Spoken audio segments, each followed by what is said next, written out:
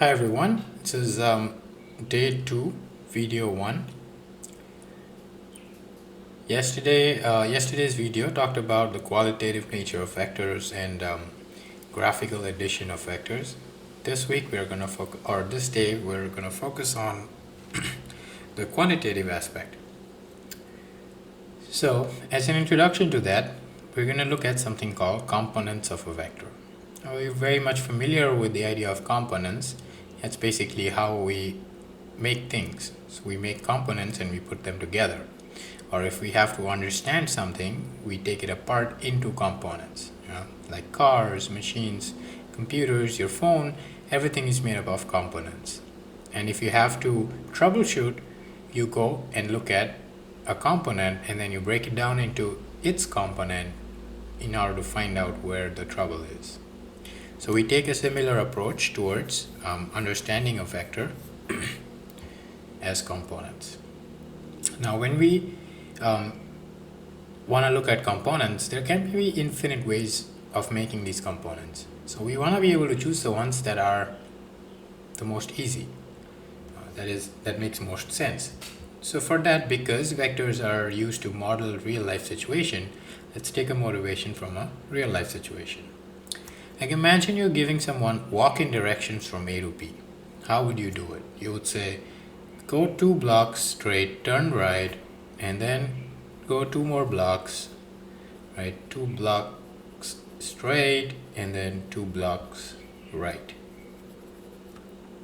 That would be your direction, which is very simple with the block situation because all you're saying is go north and then go east. Now imagine giving someone flying directions from A to B. They don't care, they can fly over the buildings. You would just give this. Now this is a more complicated information because now you're going to have to specify this angle between A and B and tell them, well, you got to fly at this particular angle towards the northeast. But what this tells us is that a very natural way to break down a vector is to break them down into vertical and horizontal components. So flying from A to B is the same as if you're walking from A to this other point and then right to B. So it makes sense to break down vector into vertical and horizontal components.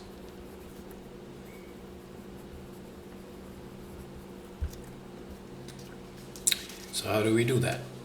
Let's look at an example. Let's say I have a vector, call it vector A, and the length is 10, and this angle is 30 degrees.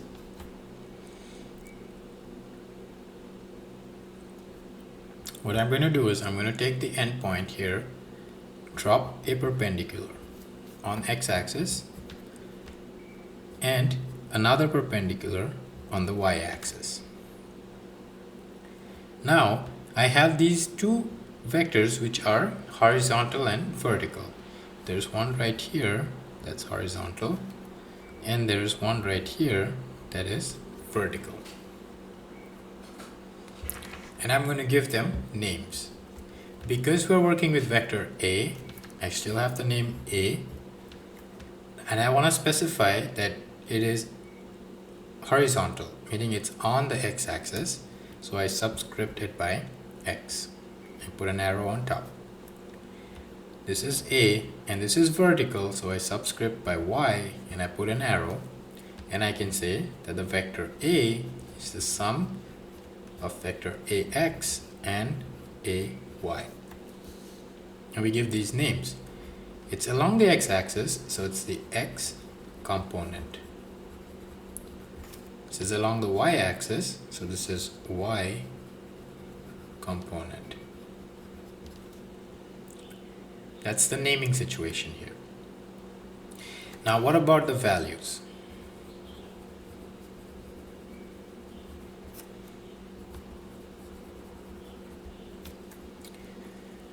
Okay, now the magnitude of A we know is the length of the arrow, which is given to us to be 10. we have a notation. We don't want to write magnitude of a vector every single time. So the notation is you put the name of the vector between vertical bars. So this means magnitude of A equals 10. And then you have direction of A. What is the notation again? I don't want to write direction of every time I talk about a vector. So we use theta and we subscript by A equals the angle that's given to you, 30 degrees. So that's the notation. Now let's try to find the x component. If I redraw this, what I have here is a right triangle, 30 degrees, 10, let's call this x and y. Now using trig ratios, I know that cosine of 30 degrees is x over 10, or x is 10 times cosine 30 degrees. Similarly, sine of 30 degrees is y over 10, or y is 10 times sine of 30 degrees. But what are x and y that correspond here? That's the length of the arrows. So that is going to be the length of ax, and that is going to be the length of ay. But what else can we write this as? We have a better notation, magnitude of ax and magnitude of ay. Okay, also called x component, y component. So we can generalize.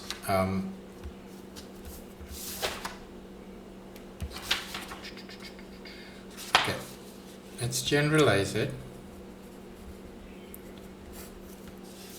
Generalized would mean given vector A, if that is the magnitude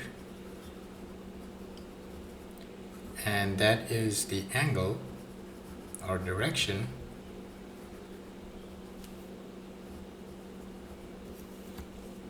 then the x component, which is ax, is the magnitude of A, which is this length, and what did we have? Cosine here. Cosine of theta sub A.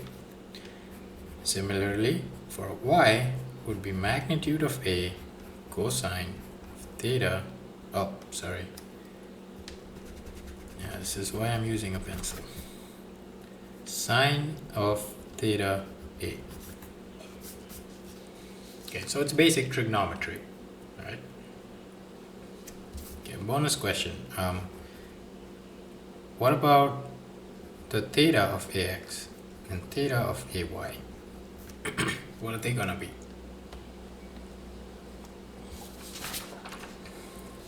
So that's the end of this video. It's already almost 9 minutes.